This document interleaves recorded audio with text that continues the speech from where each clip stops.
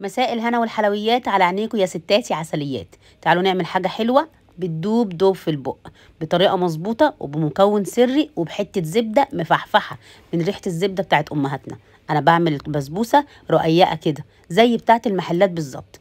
أي حد هياكلها من إيديكي بعد كده استحالة يصدق إن أنت عاملة دي في البيت، زي ما بيعملوا معايا بالظبط، ما بيصدقوش أبدا إن أنا عاملاها في البيت. شايفين الطعامة؟ يا لهوي عليا وعلى الجمال. تعالوا أقول لكم عملتها إزاي. اول حاجه نحضر الشربات يا ست البنات. هنحط حله على النار ونحط عليها كيلو سكر ومعاها لتر ميه. هاتي ازازه البيبسي اللي هي الكبيره ديت اللتر ومليها وما تغلبيش حالك. هحطهم على بعض، اول ما يعدوا 5 دقايق على النار من غير تقليب اروح حاطه معلقه عسل كلوكوز كبيره، بس انا بصراحه نسيت اصورها. على ما يتعمل الشربات احضر بقى الخليط بتاع البسبوسه. حطيت 1.5 كوباية من السكر وعليها كمان 1 كوباية من الحليب زي ما انتم شايفين كده. واهم حاجه حته السمنه الجميله اللي هتظبط لي الريحه الحلوه والقوام الجميل. وانا النهارده استخدمت سمنه الجزيره وزبده الجزيره دي اللي عملت بيها العزومه اللي شرفتني قدام حبايبي. خدت كده كوبايه، هو المفروض كيلو السميد عشان انا عامله كيلو سميد حاطه عليه ربع كيلو سمنه، فانا حطيت في الكوبايه دي ازيد من ربع كيلو، فانا ما مليتهاش قوي وسايباها مفرغه. حته سمنه حلوه جدا مرمله، وهقول لكم في الفيديو انا عرفت السمنه دي ازاي. شايفين الترميله ولا الريحه؟ مش قادره اقول لكم عليها. سمنه بلدي طبيعي جدا. بدات ان انا افضي الكوبايه، طبعا هي مش مليانه على اخرها، انا محتاجه ربع كيلو سمنه على الكيلو السميد. حطيتهم مع بعض كده هي والسكر ورفعتهم على النار. عايزه السمنه تدوب والسكر يدوب والحليب يدفى معايا. هنا الشربات على النار اهو، حطيت له عسل الجلوكوز وبعدها هسيبه 10 دقايق كمان، ولازم يكون بارد. السيراب بارد، السيراب بارد، السيراب بارد، عشان تطلع معاكي حته بسبوسه ان شاء الله تقعد معاكي باليومين 3 4 لاخر حته هي دايبه وطريه. هنا بدوب السكر وتمام وزي الفل. هنا بقى ننزل بكيلو السميد زي ما انتم شايفين كده. الله اكبر. وهاتوا اللي من عند العطار بلاش اللي كيس. شايفين السمنه منوره ازاي؟ ده عليها قصه وحكايه هقول لكم عليها. بصوا بقى، حطينا السميد وادي المكون السري بتاعي، ربع كوبايه عسل اسود. ربع كوبايه عسل اسود عشان يديكي ايه اللون الحلو قوي بتاع البسبوسه ده. وارجع بعد كده يا ست الناس اروح جايبه الخليط اللي على النار اللي فيه ايه، فكريني وافتكري معايا كده. ايوه، اللي فيه ربع كيلو سمنه الجزيره ومعاه 1.5 كوبايه سكر وكوبايه حليب.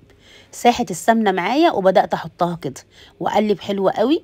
معجنش، انا عايزه بس اقلب. وتعالوا على ما نخلص تقليبه اقول لكم حكايه السمنه. السمنه دي انا ما كنتش اعرف عنها حاجه، واللي جابتها بصراحه امي ربنا يديها الصحه ويشفيها ويعافيها.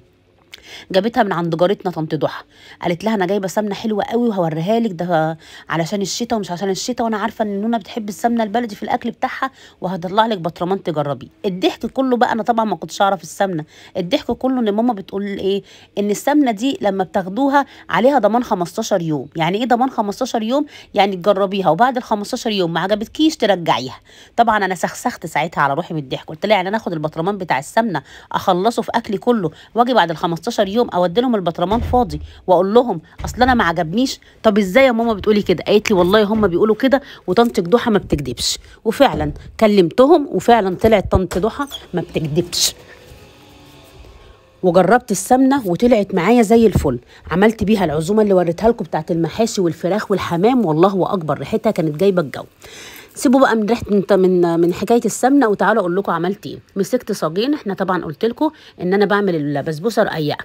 مسكت الصاجين وحطيت فيهم حته السمنه زي ما انتم شايفين كده ودهنتها دهنه حلوه قوي، وقسمت الخليط بتاع البسبوسه على الصاجين. انا قايله لكم في الاول ان انا بحبها رقيقه. طيب حد هيقول لي دلوقتي نونا ما بنحطلهاش بيكنج باودر؟ لا يا ست الكل، ما بحطلهاش بيكنج باودر، هي مش كيكه.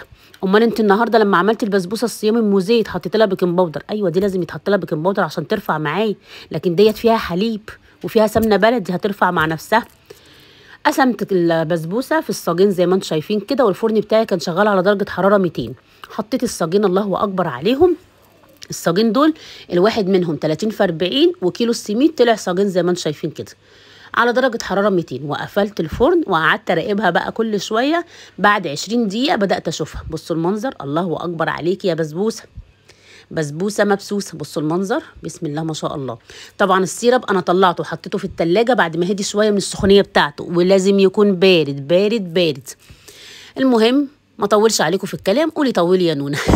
جيت بعد كده رحت ايه قاسمه الصاجين، واحد فوق وواحد تحت عشان يستووا براحتهم وياخدوا اللون الحلو اللي انا عايزاه. وانت شايفه اللون ده بسبب العسل الاسود اللي محطوط. نيجي بقى بالسيرب البارد كده، الله اكبر، يا ولا يا ولا يا ولا. التشقيقه ديت عشان ما حدش يقول لي دي من ايه، دي من هبده الصاج في الفرن. بصوا المنظر، يا سيدي عليها يا سيدي عليها، ريحة البسبوسة بالسمنة البلدي الله أكبر عليها.